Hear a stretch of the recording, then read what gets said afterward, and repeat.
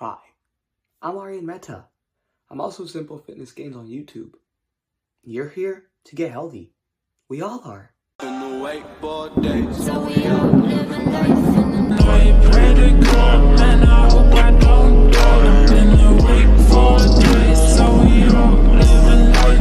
So I've reiterated this many times, but there's no point in trying to solve a problem if we don't even know the focal points of what we're dealing with.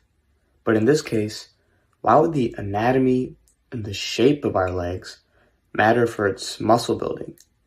All we're worried about is growth.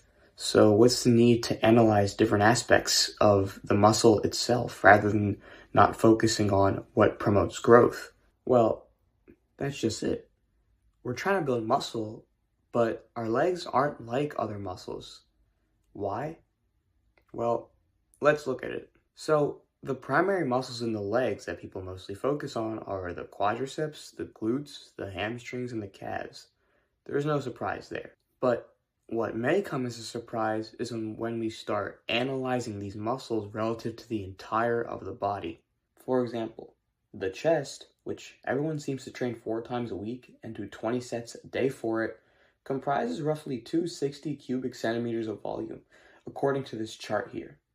And this chart is relative to an ideal anatomical scale. The biceps, even though everyone pumps out preacher curls at the gym, literally comprises the smallest amount of volume on this chart. Take a look at the lower body. The quads surpass 1,000 centimeters of volume, the glutes combine to surpass 1,000, and the hamstrings and calves both exceed 700 cubic centimeters. All these volumes are nearly more than double than the volumes of the upper body muscles. However, why is this significant to muscle building? What does this tell us physiologically about the need to drive growth? Recall that strength is a combination of the muscular system and the nervous system innervation, and together they make up the neuromuscular system. If a muscle is greater in size, it quite literally means it has more capacity for innervation from the nervous system. It can do more because the brain can just send more signals to it. Because of its size and because of the amount of signals that it can get sent, it has a great amount of strength compared to the other areas of the body. And note here that strength is just the amount of weight it can handle or load it can handle. Additionally, I've preached functionality many times on this channel to you guys and almost require that it be a part of your training and exercise selection. While our upper body muscles are more involved in specific movements, our lower body muscles, well, it's better to ask, what aren't they involved in? In walking, in running, in bracing ourselves while pushing or pulling, in lowering our center of gravity, in almost every moment of every day, our legs are involved. Combine the fact that we are always using our legs, plus the fact that it is literally stronger just because of its size and the amount of innervation it receives. It's no secret that our legs aren't growing easily. Think of the load it can handle.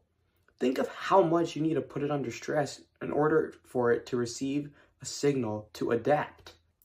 And now we can get into the muscle building aspect. Remember, hypertrophic training is a mixture of strength training and some endurance training.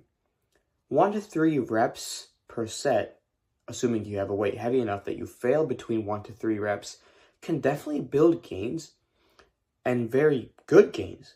But here's the thing.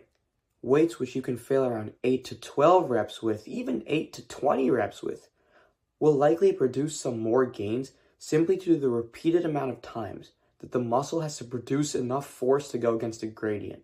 The repeated amount of times that the muscle needs to generate power to actually move a load. But this brings us to a big question. Why not 40 reps then? There's a fine line between strength training and pure cardio.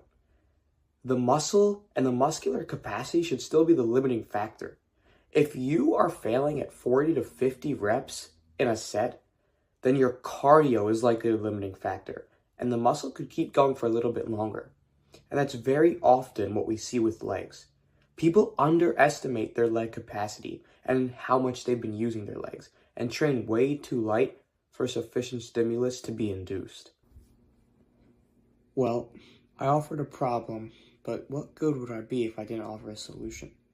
Building off of the points we made earlier, many people, when they train legs, think that their legs are failing and they think that their legs are tired, but in reality, it's just their cardio which is limiting them. And all their legs are achieving is a slight burn, which feels good and makes them feel like they've done some work. So, how do we fix this? Two main solutions.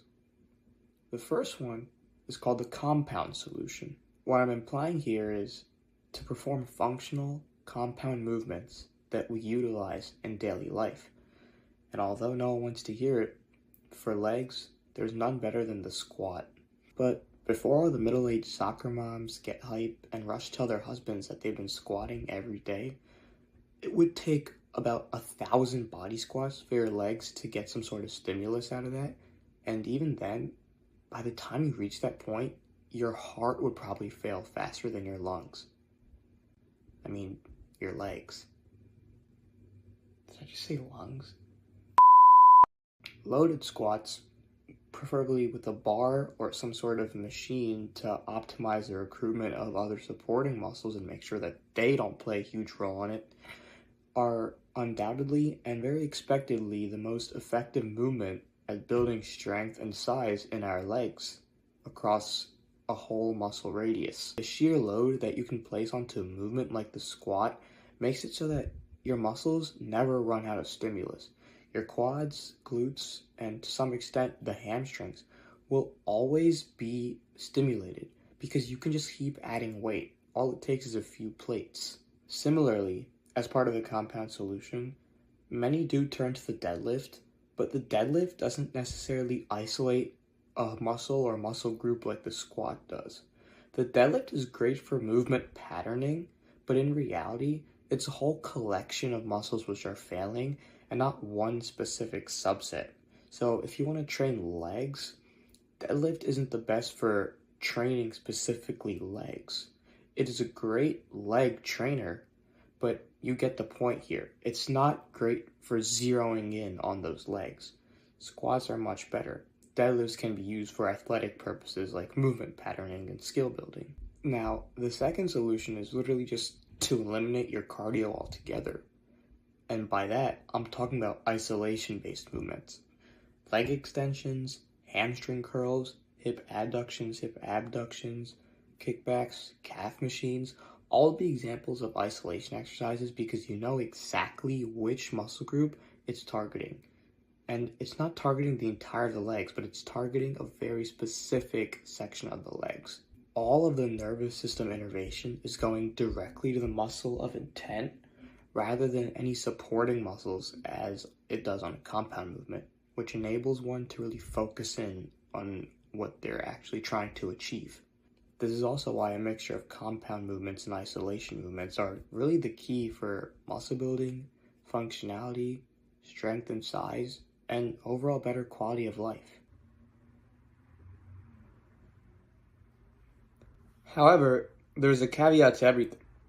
Rest and recovery, as we've reiterated many times, plays as crucial of a role as the stimulus in the gym does. So for those excited to get in the gym and start squatting till oblivion, hold your horses, or hold your quadriceps for one moment. Yes, the bigger a muscle, the stronger it is. We've cleared that concept. But the bigger the muscle, the more maintenance it also requires.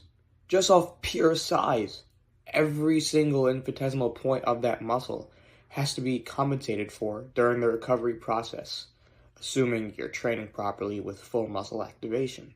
That probably doesn't take much explaining. You can visualize the fact that more size takes more recovery in your own head. That's some common sense.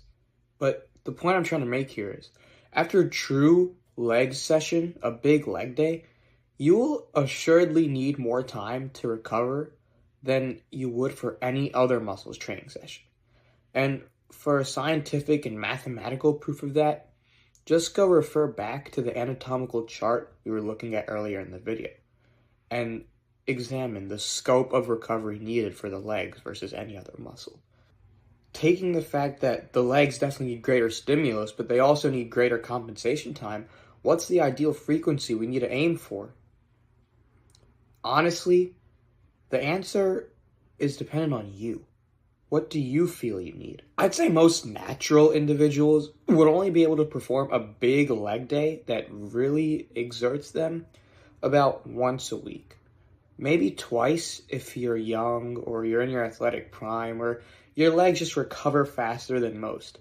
But other than that, once a week for a big leg day should be enough, with maybe some running mixed in throughout the week to compensate for not training twice a week. If twice a week feels fine, and more importantly, produces consistent results, then there's no reason not to do it. The formula is just all about adequate training combined with self-awareness and realization of limitation. So with everything said, I hope I was able to take some of the intimidation out of training legs that many lifters, including myself, experience. It's just about understanding how the legs can differ from the rest of the body and adjusting our training likewise. Before we sign off, I'd like to give some shout outs. I'm linking an adjustable dumbbell set down in the description below, which is great for money saving purposes. You don't have to keep on buying different weights, and you can do a lot of different exercises with them. I'm also linking a cookbook with over 200 recipes down in the description, just in case you're running short on some meal ideas or you wanted some new and spicy options for a new diet you may be trying or a new nutrition plan you may be on. So I'm going to link that down there. So with all that said, this is SimpleFitnessGains signing off, reminding you to stay cognizant of the content that you consume and stay tuned for content in the very near future.